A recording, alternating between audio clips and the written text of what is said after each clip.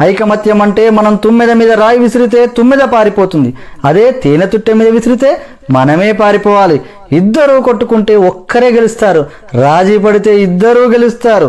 మెట్టల విలువ వేలలో కానీ వేసేది కాళ్ళకి.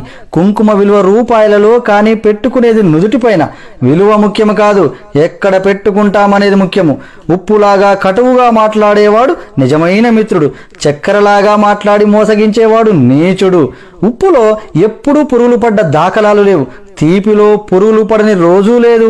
ఏడుస్తూ ఈ లోకంలో అడుగెడుతావు, ఏడిపిస్తూ ఈ లోకాన్ని వదిలి వెళ్ళిపోతావు. రమ్మన్నా సన్మార్గంలోకి ఎవ్వరూ రారు, వద్దన్నా చెడు మార్గాన్నే ఎంచుకుంటారు. పాలు అమ్మేవాడు ఇల్లు తిరగాలి, సారాయి అమ్మేవాడి దగ్గరికే అందరూ వెళతారు.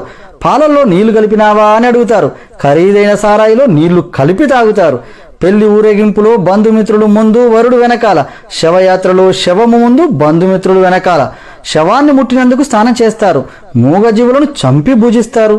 కొవ్వొత్తులను వెలిగించి చనిపోయిన వారిని గుర్తు చేసుకుంటారు. కొవ్వొత్తులను ఆర్పి జన్మదినాన్ని ఆచరిస్తారు. హే మానవా, పుట్టినప్పుడు జాతకము, మధ్యలో నాటకము, చావగానే సూతకము, అయినా ఆగదు జనుల మధ్య కౌతుకము. కష్టమొస్తే భగవంతుని కొలుస్తావు, ఆయన నీకు రాబోయే కష్టాన్ని ఆపడు. నిత్యం స్మరిస్తే కొండంత కష్టాన్ని గోరంత చేసి సులువుగా దాటే శక్తి నీకిస్తాడు. కష్టాలు Download ShareChat.